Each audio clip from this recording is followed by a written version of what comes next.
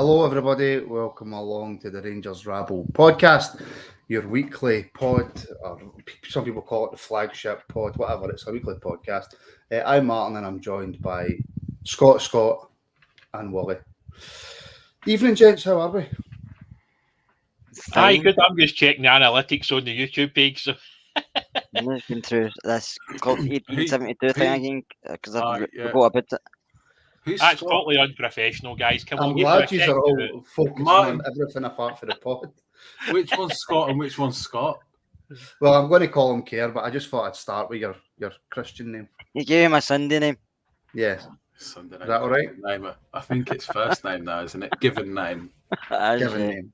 Yeah, it's my given name. Hello, welcome everybody watching. Hello, everybody in the comments. We're only on YouTube tonight, so if you would please like and subscribe, that'd be very much appreciated.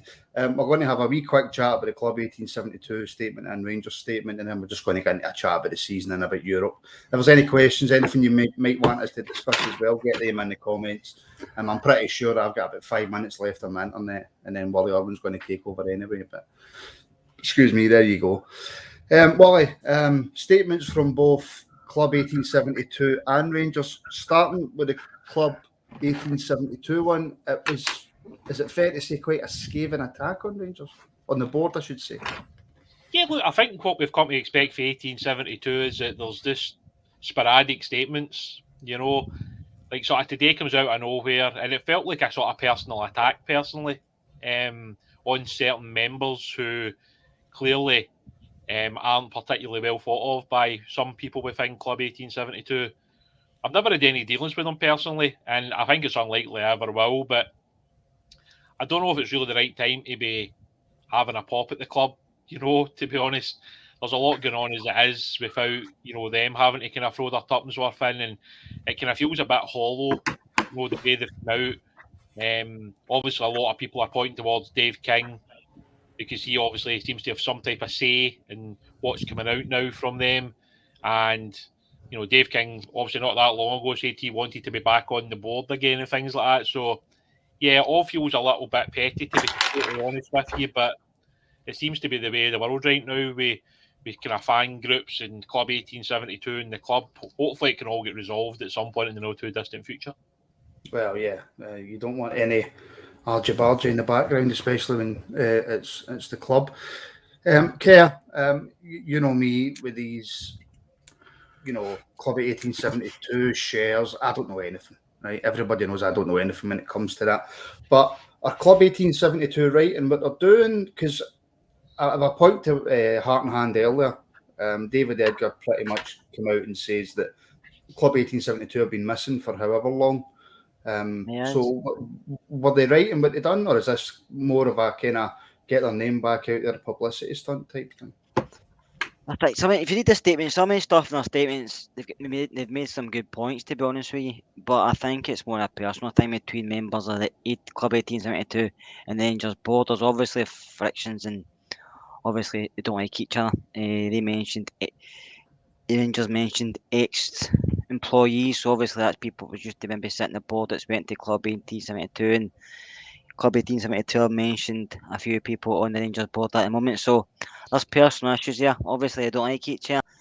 The fans are the ones that's going to be brought in, aren't we? Because we're kind of the last to know things, but always the first to pay money.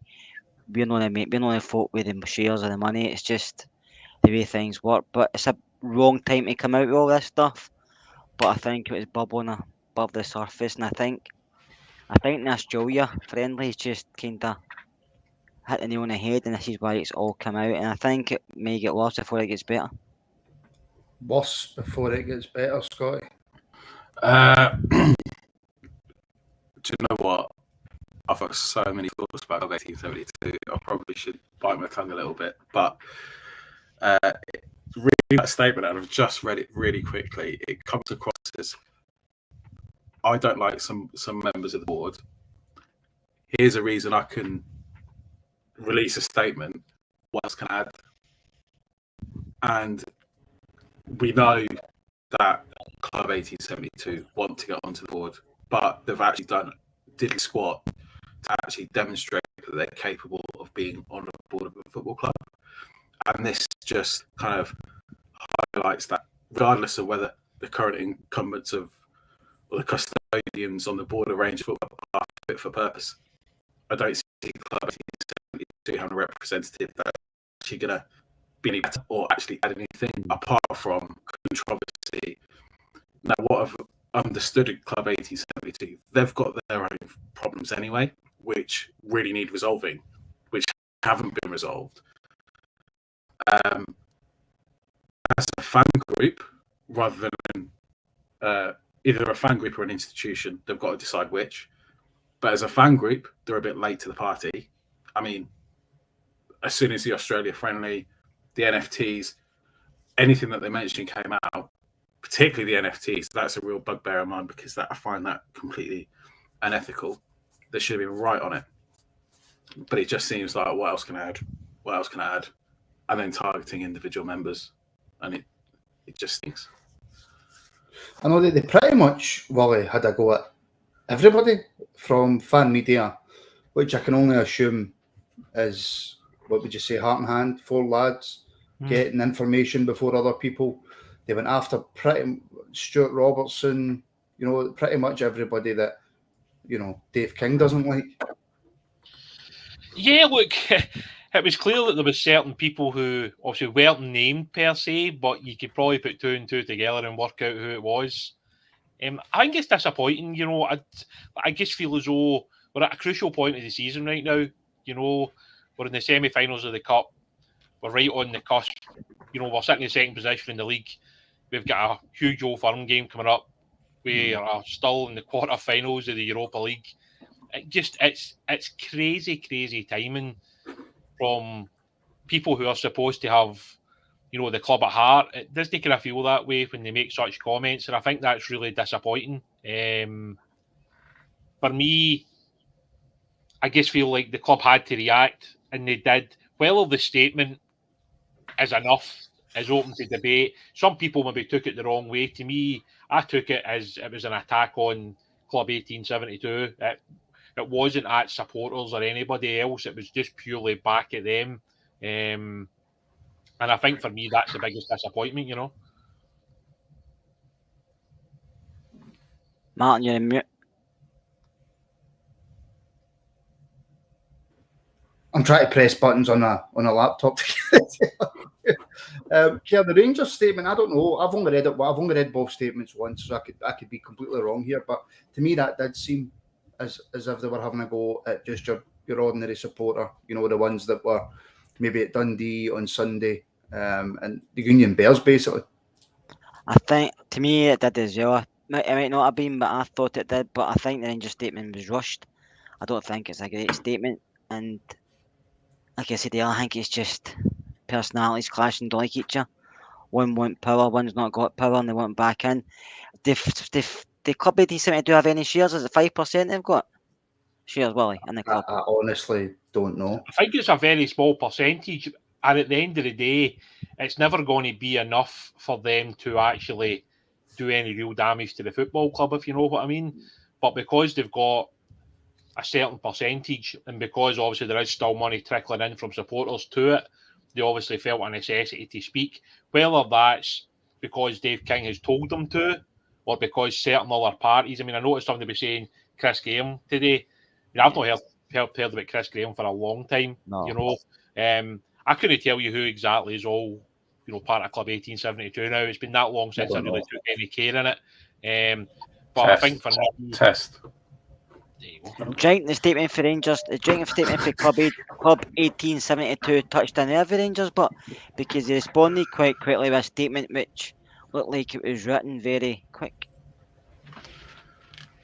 Yeah, well, I think the problem you've got, right, is that Rangers obviously had to react, right? So it felt like either of it's been somebody on the board, or it's been David Graham, or whoever has obviously felt, okay, like we can't really accept that because it's an attack on the football club and certain members of the board. So Rangers have obviously come out and obviously released this statement. Whether a club our size should feel the need to release a statement on that particular issue is open to debate yet again. I'm kind of 50-50 on it. I get why they did it, but I get why a lot of people are saying maybe we should just move on and just leave them to it, because how many people actually care about what Club 1872 have got to say now anyway? Well, that is the question, Scotty. How much, of an influence the Club 1872 have now? It would appear, obviously, that How much did they? aim at getting shares has just failed.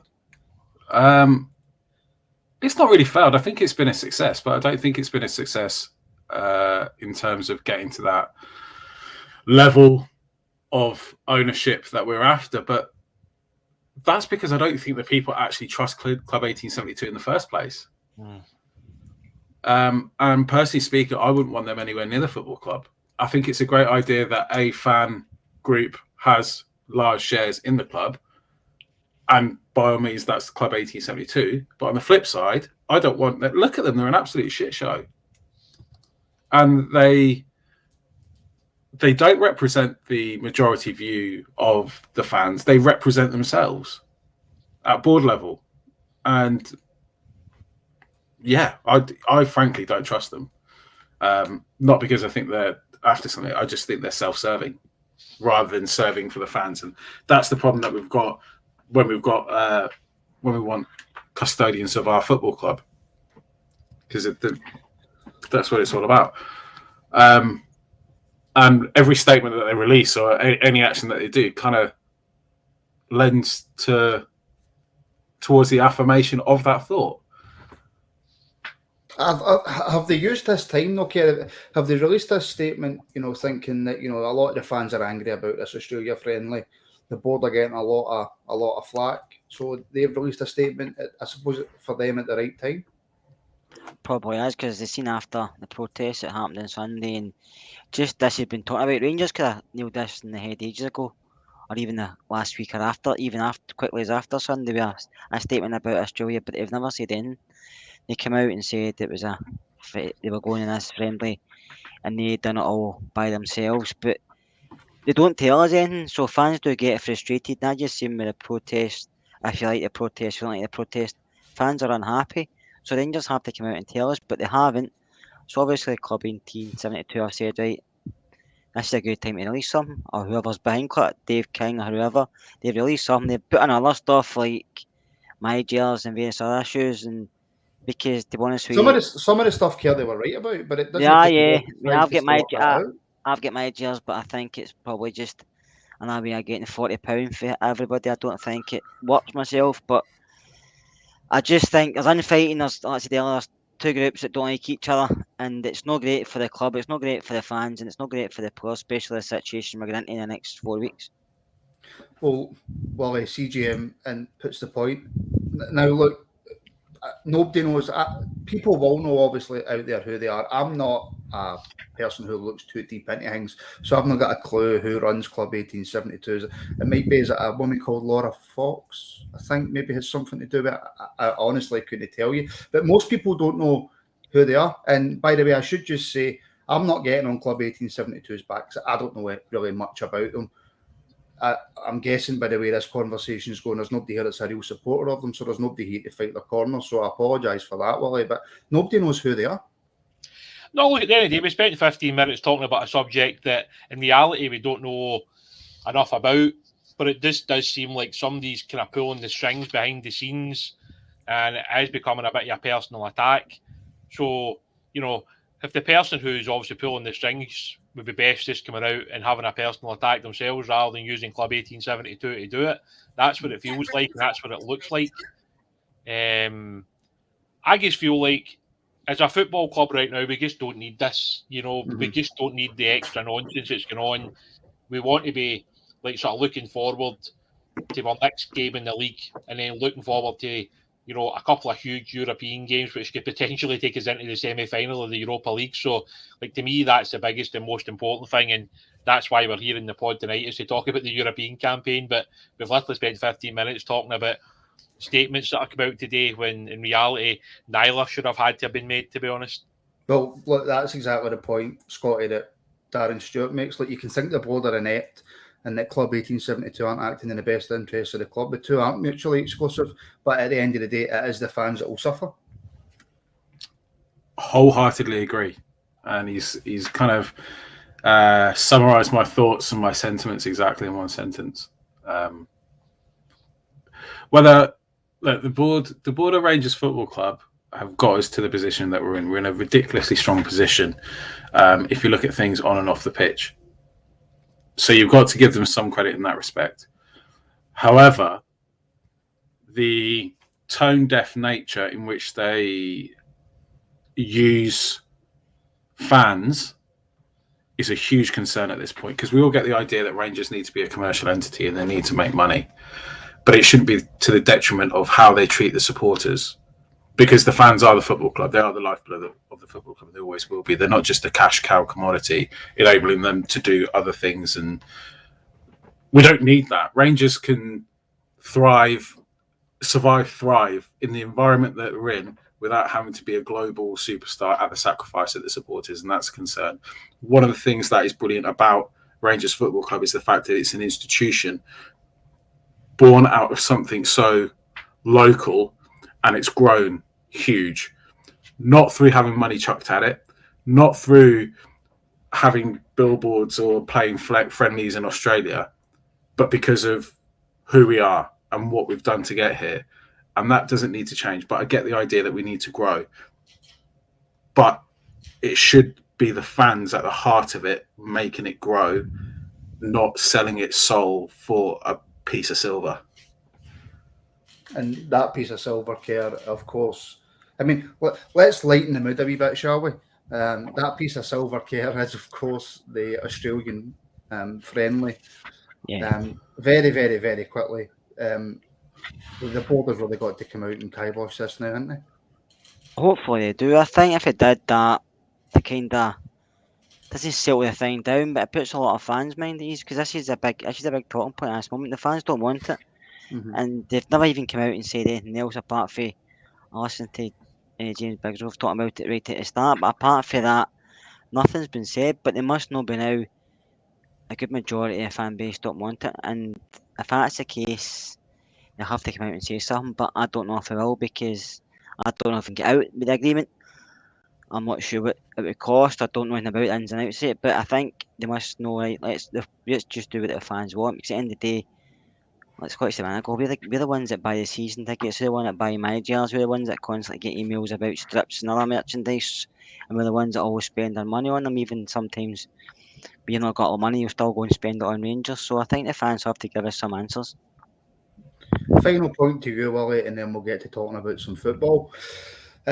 See if there's a contract clause or whatever, or there's just something in this deal that either A, means we can't get out of it, or B, financially it really wouldn't be advisable to get out of it. See if we just heard from the board, see if they just communicated, how much better would this situation be? Yeah, well, I think they were obviously caught off guard with the timing of when the announcement came out, whether that was a certain club using it to stop certain other news hitting the social media waves as it was at the time. I think Rangers were obviously just totally caught off guard. But I mean, whether it was acceptable at that time that Rangers had already had an agreement in place to play in it, I think that's where it's wrong. See if they come out and said that there had been an offer put to Rangers with regards to a friendly in Australia, and it was going to involve playing Celtic in this, particular tournament. Is that something that fans would appreciate? They would have, they would put money towards all that kind of stuff. And to me, I think it would have been quite obvious quite quickly that not many people would have voted for it. So to me, maybe the board have just looked at the money and not seen the other side of it, which in reality, they should probably think about what the fans have been through and how much money the fans continue to pump into the football club. And there must be other offers out there. I'm not saying they're going to be quite as lucrative as that particular one, but surely there was other offers for the club to go and play games in a hot country at that time of the year, and it would bring in some money to the football club which we've now got, which just seems like it's going to continue until the club obviously come out and say that they're no longer going to play in the tournament, which feels like the only solution they've now got, given everything else that's going on round about it. Yeah. I mean, look, we could chat about the negatives all day, but let's move on to the football side. Just before we do, for anybody watching, of course, please do like and subscribe. Your support is greatly appreciated. We're heading towards 5,000 subs, and of course, every like helps. Share the video. You can also head over to Rangers Rabble on Twitter at Rangers Rabble. We've got a wee competition running there if you want to go over and check that out as well. Help support us on social media. Scotty, actually, something's just popped into my head. Here we go. You know, I'm quite mad and I come up with mad mental questions. Dynamic. See as everything sits right now, where we are in Europe, where we are in the league, how the team are playing, how Gio's come in and changed it. How are you feeling right now? Positive, negative, worried, not worried? Excited, extremely excited, positive, because I think the disappointment, if there is any, and I'm going to start with the negative and then move on to the positive because there's so many positives, is the fact that we're not top of the league. And I think everyone would feel a lot more comfortable if we're top of the league. That said, I think in a position where we're going into Europe, we're going into the Scottish Cup, we're going into the league, and it's all to play for, and we are hunting down, I think that we're going to see more of a determination from the characters in the players, particularly over the next 10 games that we've got, at least.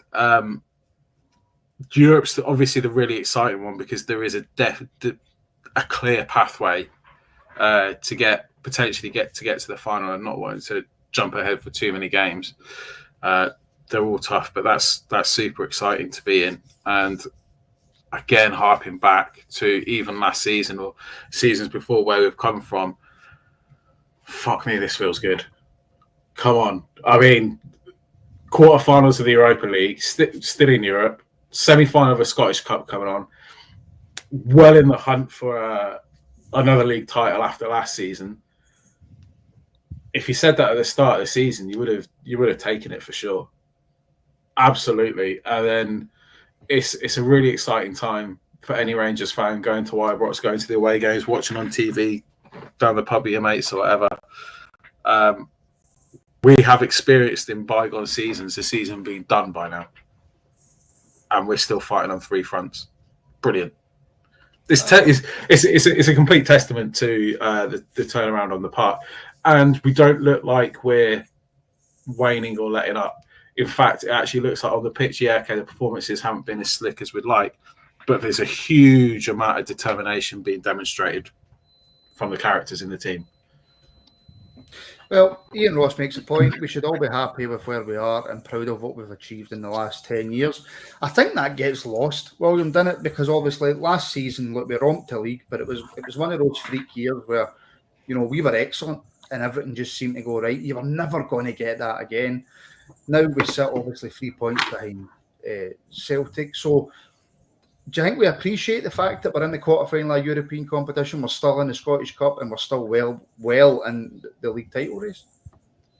Yeah, look, I mean, I look at the season so far, and clearly we were disappointed with the, getting knocked out of the cup semi-final earlier on in the season. That was just the kind of in between Steven Gerrard leaving and Giovanni Van Bronckhorst coming in. So, I mean, overall, Gio's done a really good job. Obviously, the defeat at Parkhead was hugely disappointing. But I mean, other than that, we've lost one other game, and that was a last-minute penalty to Red Star Belgrade, who have basically lost like 4 games in a couple of years at home. So it's hard to be critical of what the manager's done.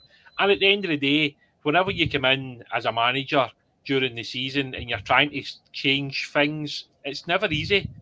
So there's certainly a lot of positivity from me in terms of what we've done. Considering in the Europa League, we were absolutely terrible against what was it you called them again? Alash Kert, I think that's it.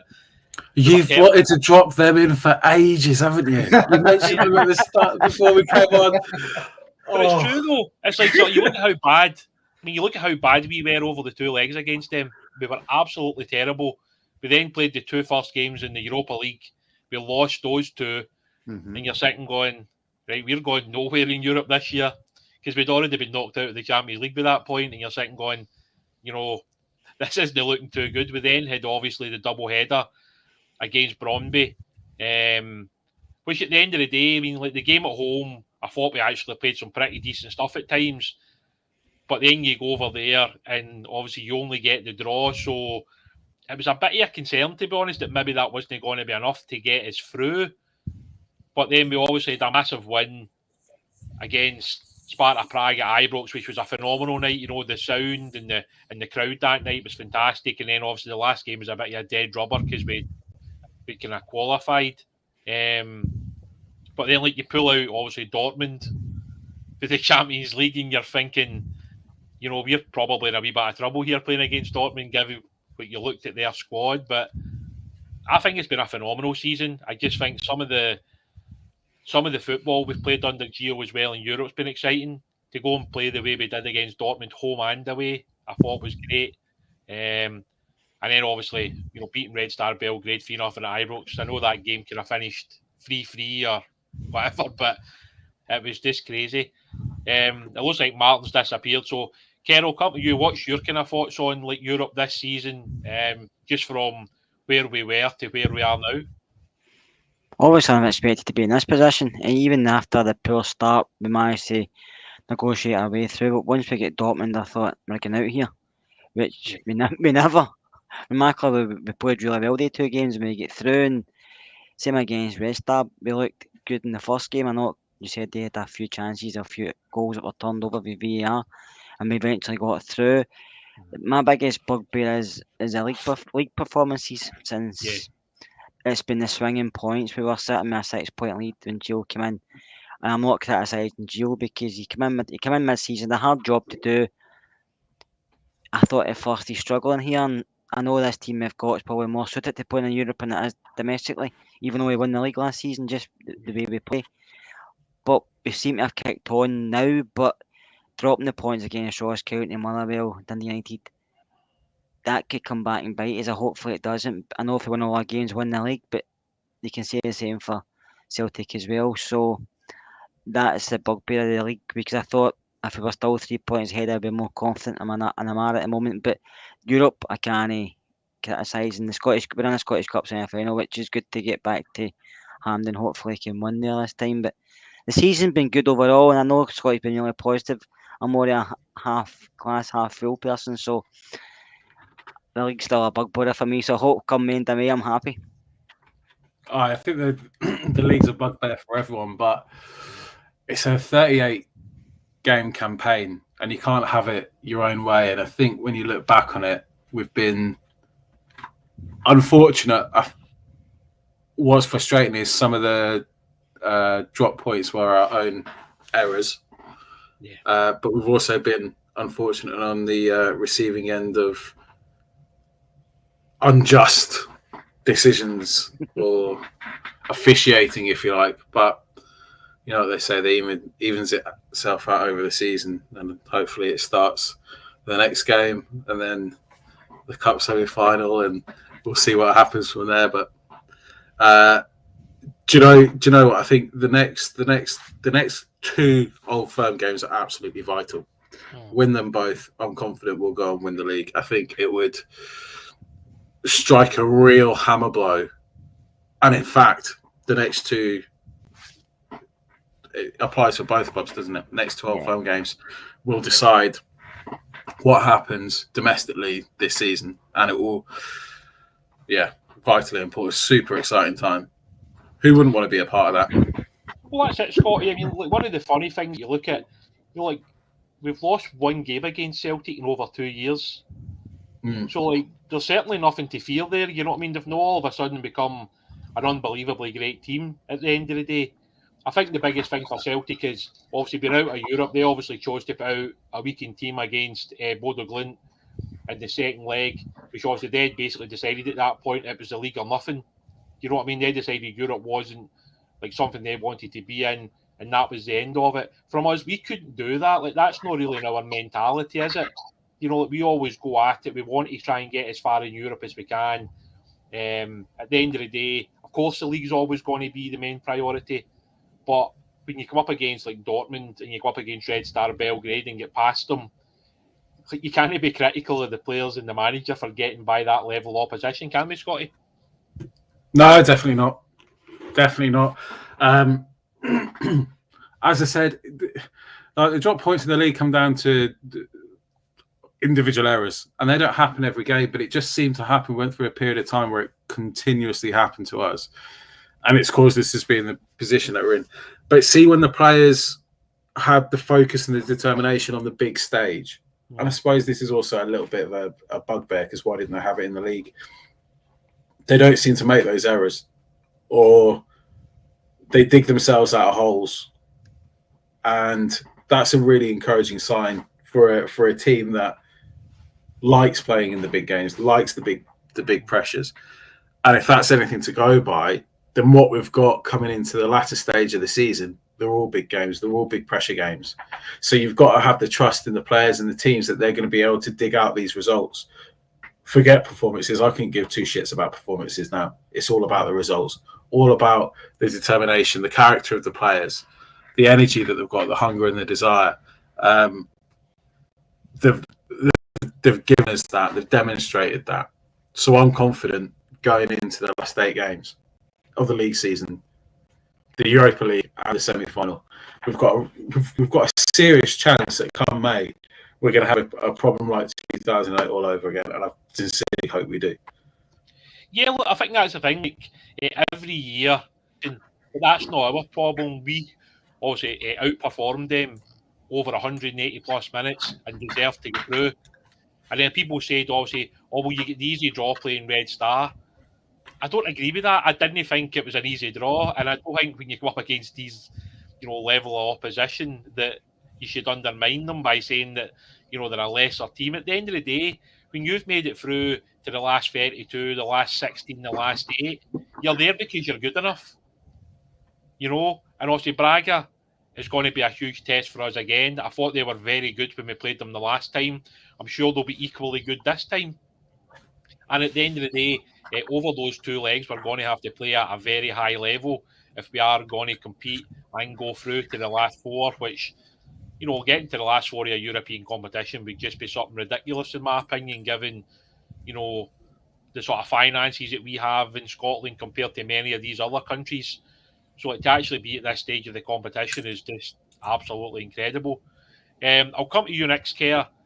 Just looking at, obviously, the sort of remaining part of the season, what did you make of, the manager's substitutions at the weekend and, the impact that, say, Roof made and the impact that Sakala made, and also Ramsey looks like he's getting pretty close to where we think he should be. Are all of these kind of things going to be important for the manager that he can rotate the squad? Yes, it will be, because there's going to be a lot of games in a very short period of time, especially if we can get through the next round of Europe. So having players ready to slot into a position, doesn't matter what time of the match or even start, is a big bonus. And Roof looks totally different because I'm on the part he done before the Celtic game. I don't know if he's got back to 100% fitness, he's got a bit more fire in his belly, or he's just got a point to prove to Gio. Sakala, I think it's a bit hit and miss for me, but I know he can come on and he can do things that other players can't do because he's very unpredictable. But Ramsey, I actually hope he plays the 2 games for Wales.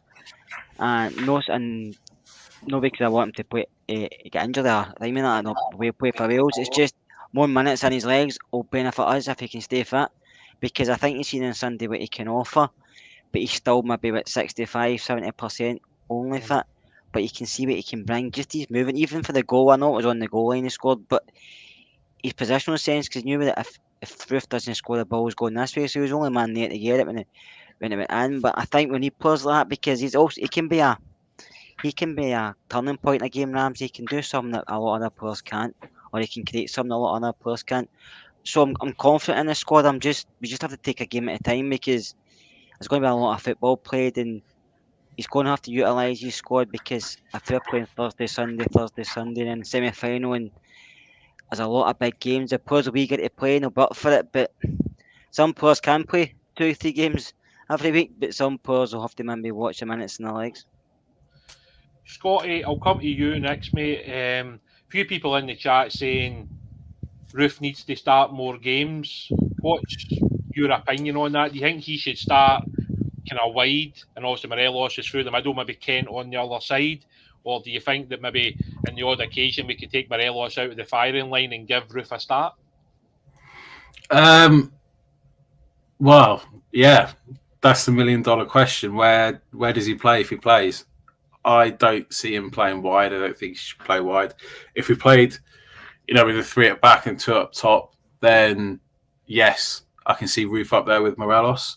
I can see him replacing Morelos. I think that's the only real time I can see him playing. But that said, I much prefer in that 3 at the back when you've almost got the 2 up top, it ends up being Morelos and Kent. I think they look really dynamic. I think there's a striker in Kent there, albeit his goal record isn't the best. And to be honest, I just think it's ridiculously difficult for Roof to get into the team. I don't think he's done well. Personally, I don't think he did himself any favours at Parkhead.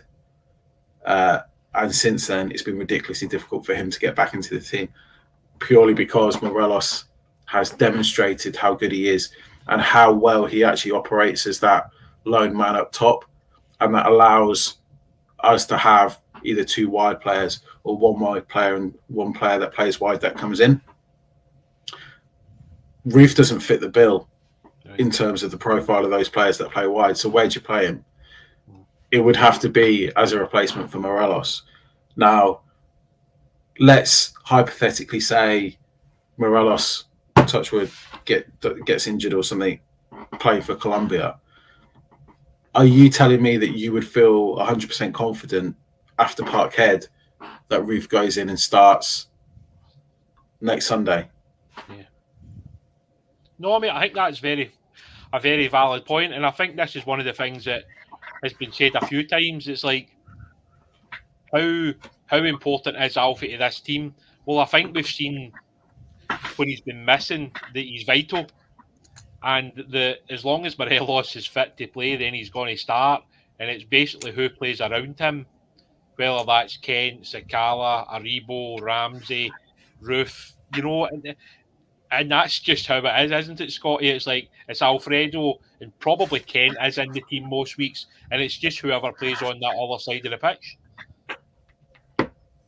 Yeah. No, that's He took some meals. Aye. Basically. No, and what I was going to say, Kerr, right, I'll come to you.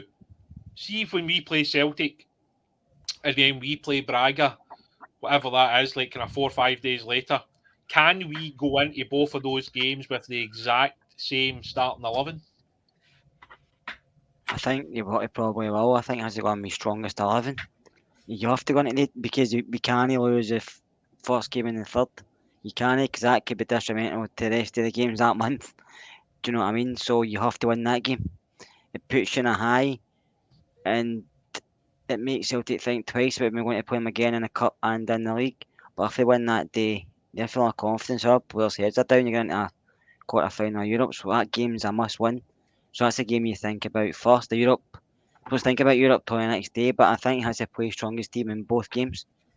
Might be a slightly different team as in midfield wise, but it has to play strongest team. And for outright, I would play Aribo outright. If Ramsey's fit, I would start with Ramsey and put Aribo outright, and I would also play a back 3. The Lundstrom sitting there, and I'll go with the wing backs. I think I'm more comfortable that way. I think it's a back 4. Teams can get, especially with a long ball, but I think that back 3. Lundstrom's very clever positionally, and he cuts out the ball going between the centre backs and stuff. Might not have the pace to put in a 4, but in a 3 or a 5, I think it suits us as well. And we're very good. 2 full backs get forward well, but no, I think Gio will play strongest. He has to.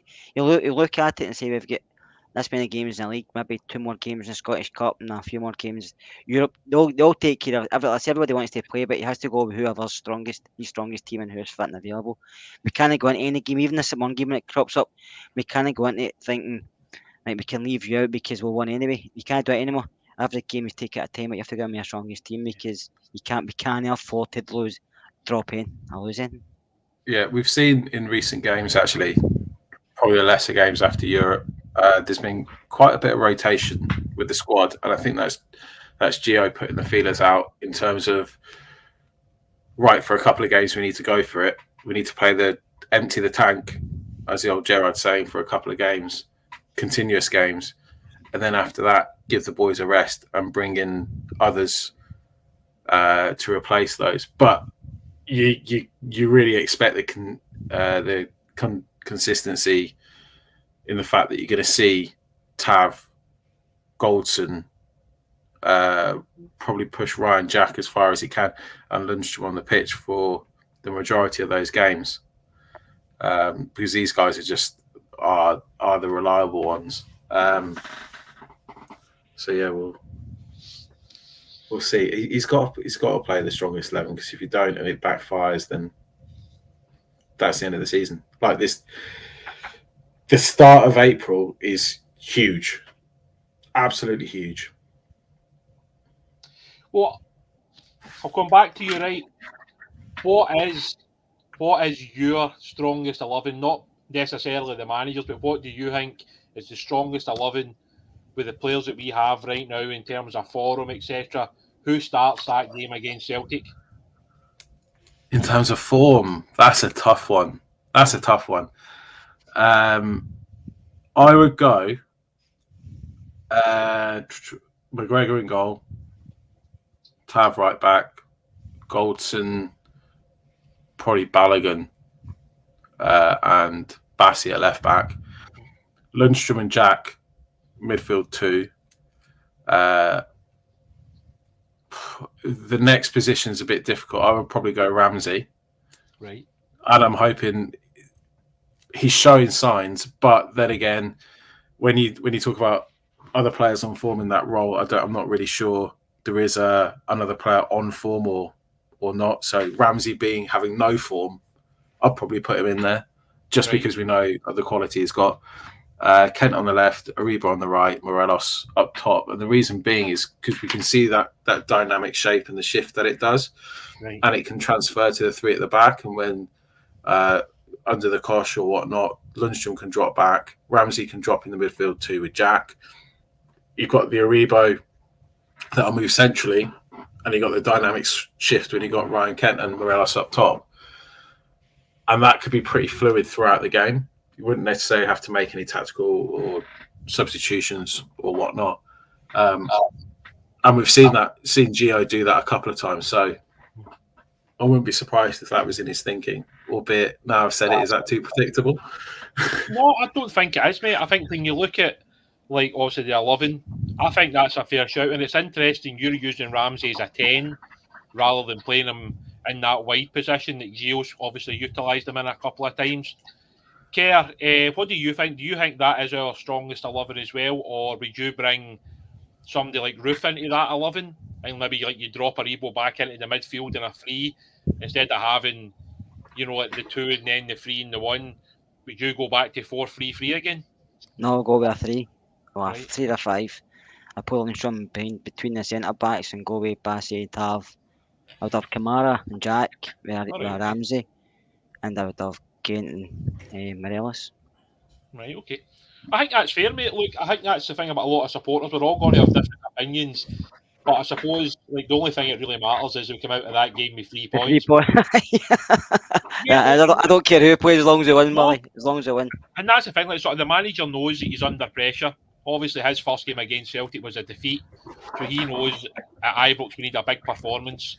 And if we can win that game, it just gives you so much momentum getting into that final stage of the season, and it obviously gives the players a massive boost before we head to Portugal for that huge game in the Thursday night.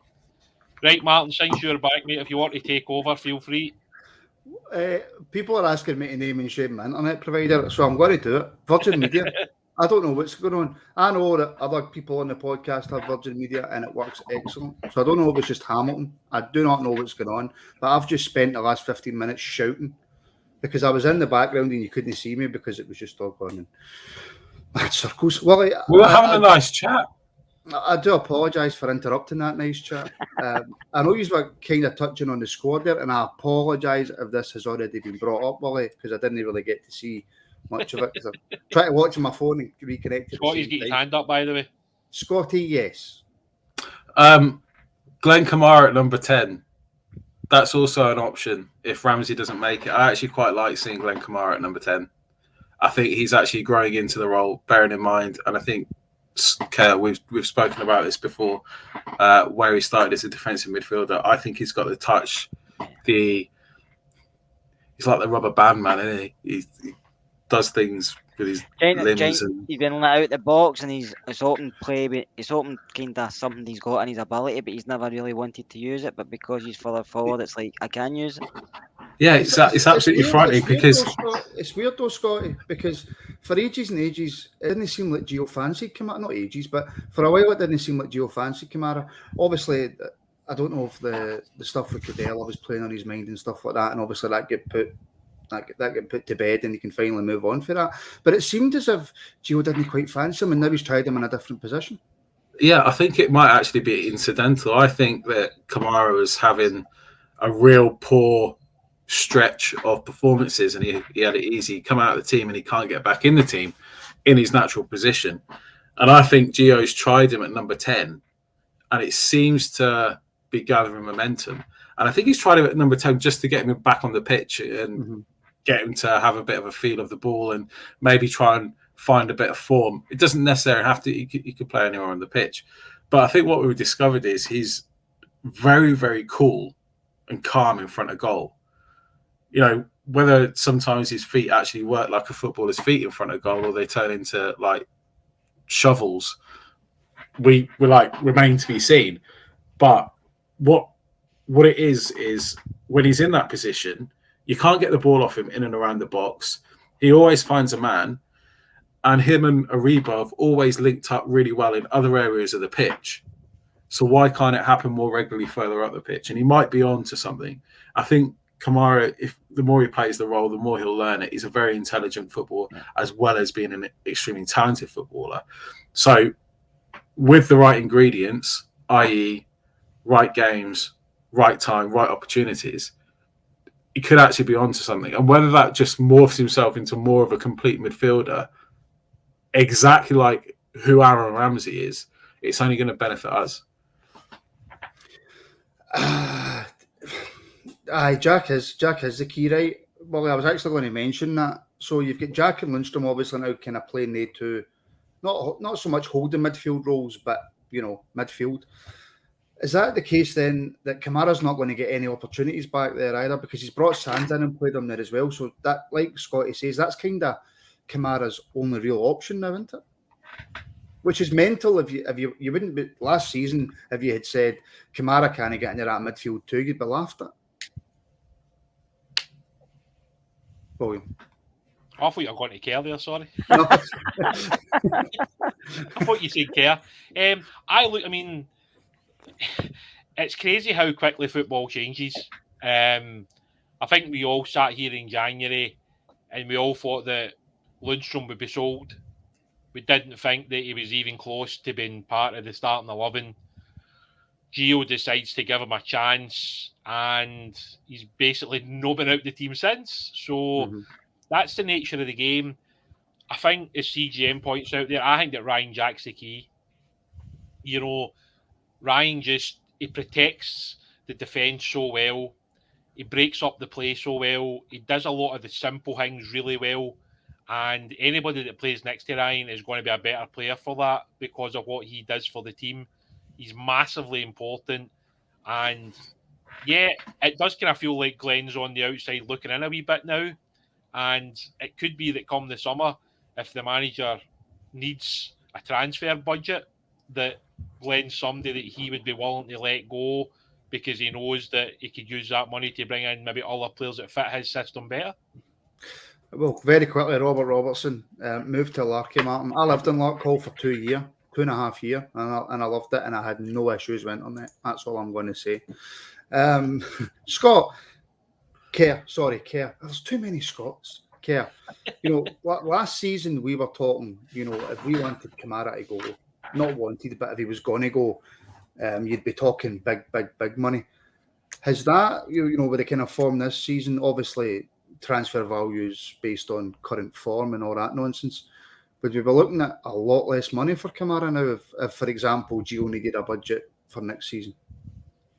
I don't think we should, but it obviously just comes down to how much people want to pay for him and much Rangers will sell him for.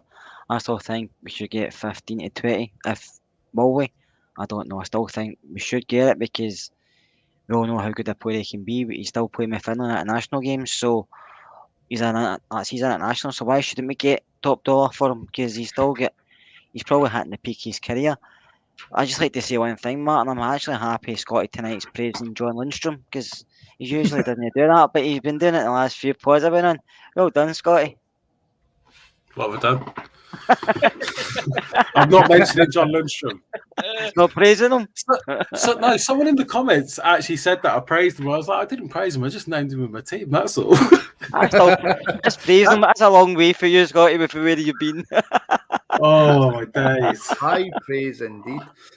Very, very quickly, and again, I will repeat myself because I apologise that my internet is causing so many issues. I don't know if you asked this question, Wally, but I'll take it to Scotty anyway.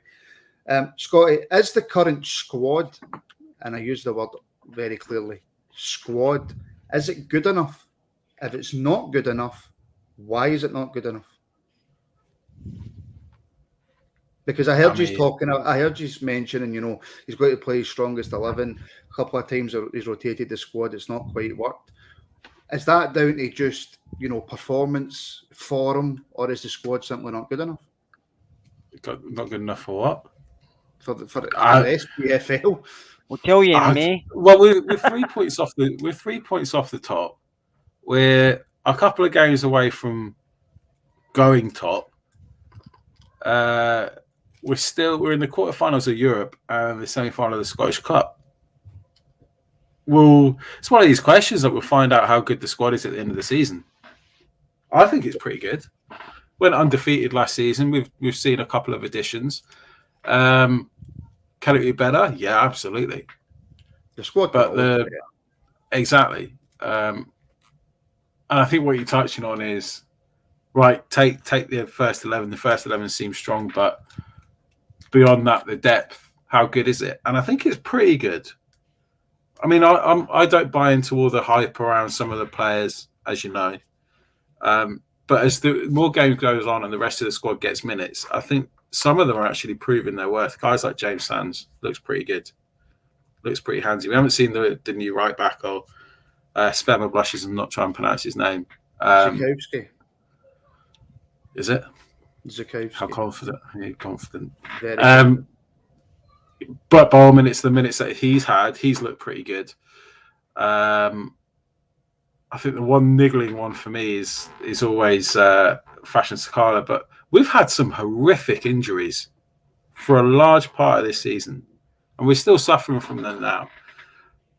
So to get into the position where we are, and we're actually getting back to full strength, now is crunch time. Now is where we've got the big cluster of games. Now is when we need our squad the most.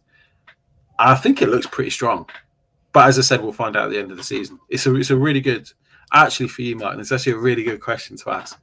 Thank you very much. I've been taking lessons off of Wally. What can I say? I think, Martin, when you look at our squad, it's aging into something, so there will be a rebuild in the summer, but I think the good thing is we all hope some of the boys like Alec Lowry and McCann and Leon King, Tony Mason might get added into the first team next season at the start to see how well they do, because Alec Lowry next season must be in the first team squad and must be involved in a lot more games, and it's hard to put him in just now because they're going for stuff. He is good enough, but it's hard to put a young lad in. I don't know if Gio would do that, but next season he has to be starting more games.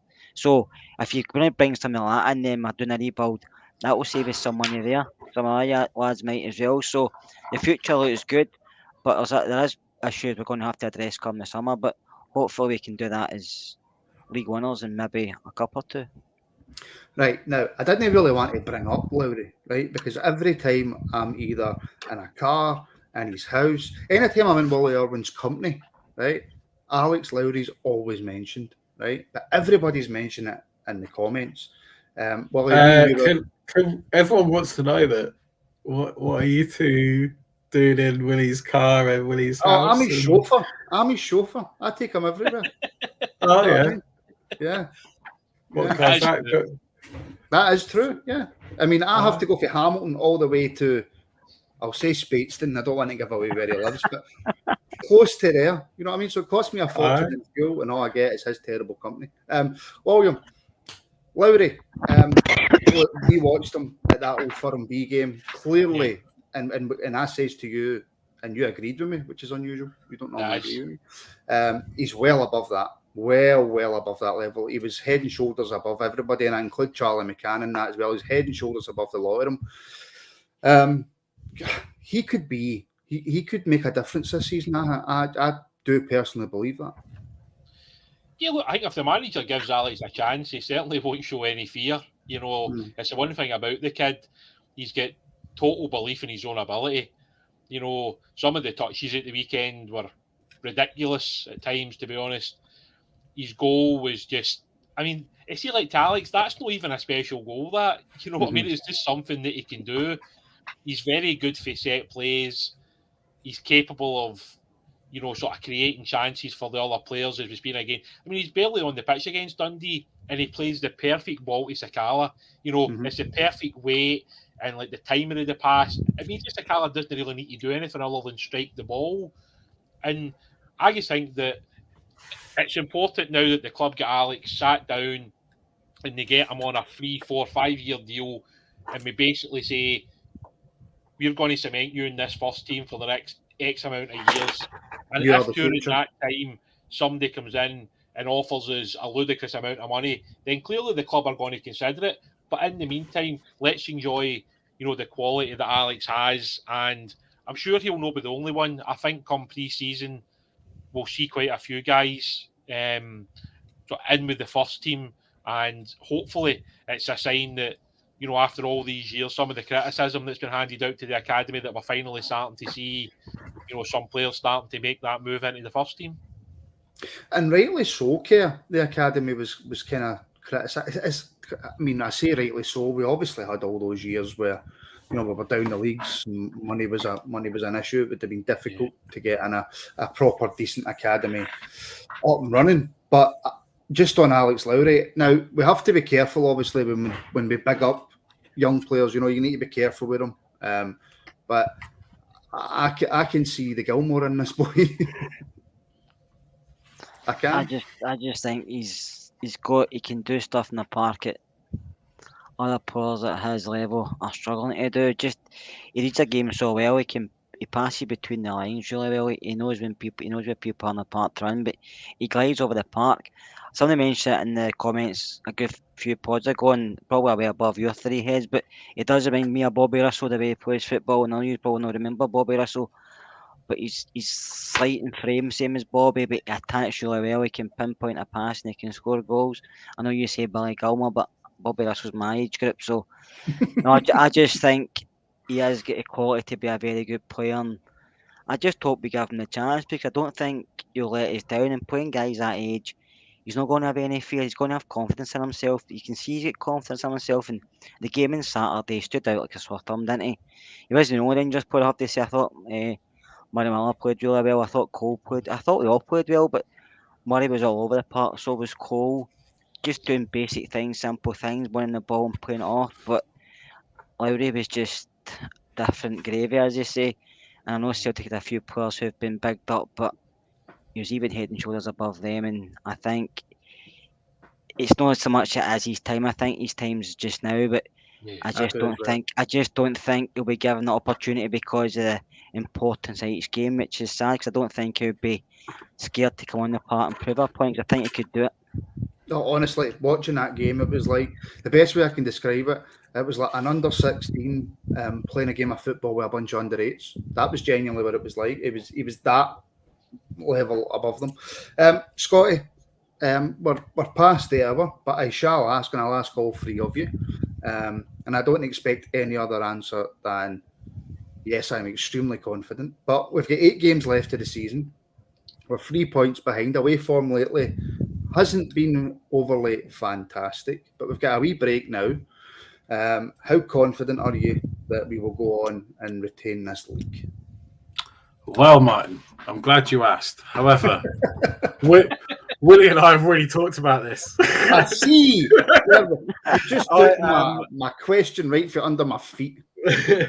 I'm extremely confident in the squad. I've got a lot of trust for them, and I was saying earlier that there's a level of determination around these players that I know some of the results haven't been particularly palatable, but there's a level of determination around these players that is wanting to get the job done, and you can actually see it.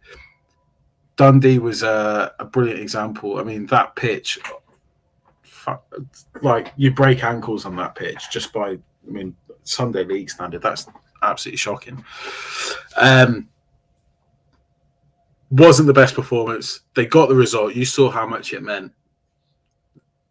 Talking earlier, these players thrive on the big games. The focus and determination going into the big European games is something that I think I trust them to take into the league games, trust them to take into the Scottish Cup semi-final and the Europa League quarter-final. So I'm really excited to see where we go from here. And yeah, I trust them not to let us down. So I think I'm positive, extremely positive. Good. I'm glad. Listen, 2 questions have just popped into my head. Can you do 10 minutes overtime? 5 minutes overtime? 10 minutes? If I get a row for the missus, she's coming to your house. Okay. And I know that Wally's giving me that look. Just got home, mate, Martin, before I honestly lose my nut. Well, you'll see this running. How important is a fully firing and back to full performance Joe Rebo? Yeah, it's massive. I mean, at the end of the day, Joe's more than capable of winning football matches at moments of magic. That's absolutely massive for us if Joe's back at it again. And the thing is, if you can get Ramsey close to where he could be, and if you can get Aribo firing, and if we can get Morelos back on the goal scoring kind of firing again, if you can get Roof in the team who can come on and impact it, and if all your attacking players are just giving you that little bit extra, that's the difference between winning games and drawing games. Mm-hmm. It's massive. I mean, we've now got, I don't know how many games it is in April, like 7 or 8 games in April, and it's going to just come at us so quickly. But to me, that's why you play football. That's why, like you sign for a club like Rangers. You want to play in the big European nights. You want to play in like the Old Firm games. You want to play cup semi-finals, cup finals. That's why you're here. Like, sort of nothing else matters. All this other stuff about, the Club 1872 and all the crap that goes on in social media from day to day. See, at the end of the day, when you sign for Rangers, you want to come here and you want to win things. No. And these players, having obviously won the league last year, this season is just massive as well. We want to go and win the league and get straight access to the Champions League, because on a financial scale, that is huge for the football club, and it might actually help us potentially keep some of our best players at the club past the summer. I know, very quick point for CGM. I'm in disgrace with the wife because there was some poll on Facecloth, I would imagine that's supposed to be Facebook, that asked what 3 words are more important than I love you, and I said penalty to Rangers. It didn't go down well. That's brilliant, man. My missus would already know it's penalty to Rangers right enough CGM, so she constantly tells me that I love Rangers more than you know that really old joke. It was my birthday the other week, and I had some friends over on the Saturday. And my missus was there. You know that old jokes. Oh, you love Rangers more than me. But it's like, honey, I love Celtic more than you. I don't even think I can tell that. And you can see the end up on the carnage of that one here. Yeah. I know I said I had 2 questions, but another one's popped into my head, so I've got 2 left. Actually, Fog Dogs brought it up, Keir. Does the 3rd of April determine the whole month? Basically, aye. It does. For me, it does. I think when we win that, the heads are up, chests are out, we're confident. Lose that, I don't know what will happen. I don't want to look any further ahead in the 3rd, so I'm not going to say anymore. I honestly think it works both ways. The result of that game will determine the league, because we win it, it's a hammer blow to them. I don't think that you can shrug it off. It took us a while to shrug off the Parkhead game, whatever, regardless of what anyone says. They will struggle to shrug that off, particularly if we stick a few past them. And obviously, if we lose, it's a no-brainer. That's 6 points. That's a ridiculously tough thing to come back on. Yeah. For us in particular, we lose that game and we go into Braga with our tail between our legs. Ooh, that's a real tough place to go. So yeah, 3rd of April. I'm really fucking excited. I'm really excited. This is why we support our football club, to give them the extra bit to get them over the line, and I can't wait to be there. Scotty, we always say, a draw is just as bad as a defeat for Rangers fans, right? And for Rangers. And 9 times out of 10 it is, but you can get away with the odd draw and stuff like that. On the 3rd of April, is a draw really just as bad as a defeat? Is it vital that you get 3 points? Put my Walter Smith hat on. It does no harm. It does no good. But that's my Walter Smith hat on. There's still 6 games to go, 7 games to go after that. There's a fuckload of points to be won or lost. I'm under no illusion Celtic are not going to go and win all their games. Don't believe it. They'll drop points somewhere. And I firmly feel that we will too. But we're capable. I think what's really to stress is, like, we are capable of winning every single game. We've done it before. We're capable of doing that. I don't think they are. So, yeah, let's see. It's not a disaster, but it's not palatable. Right, Kerr, you need to go. I've only got one question left for Wally, and then we're finished anyway, my friend. So thank you. Everybody say thank you to Kerr. Thank you, Kerr. Bye, Kerr. Yeah, the only reason I asked that question, Wally, is simply just because of the goal difference. Right. I think that's obviously going to play a huge part. So, if you get a draw in an Old Firm is never the worst result. But just simply with there being so little games left, we're obviously then relying on them to drop points.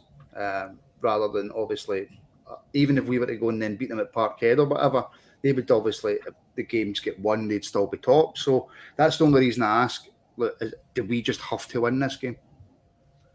I think you get into every one of these games against Celtic believing you're going to win. So obviously the mindset, I'm sure, for the players and the manager is that we're going to go and win the game. And I'm sure the manager's obviously working on some tactics. He'll have a look at how Celtic play. That Celtic play at a certain intensity when they start every football match. So, it's these things, you have to look at it and then work out how you're going to play against them. I still feel at the back Celtic are vulnerable. I still think Morelos against a Carter Vickers or a Starfelt or, even our wide players against like Greg Taylor, etc. I still feel like we can get at them. But the big thing for us is obviously keeping the clean sheet.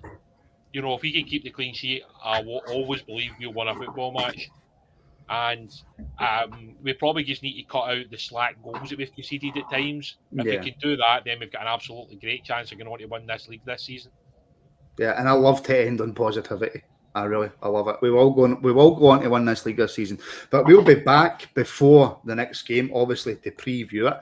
I don't know when we'll exactly be back yet, because obviously there's now a wee bit of a break with international football. I don't know whether they give the guys a rest.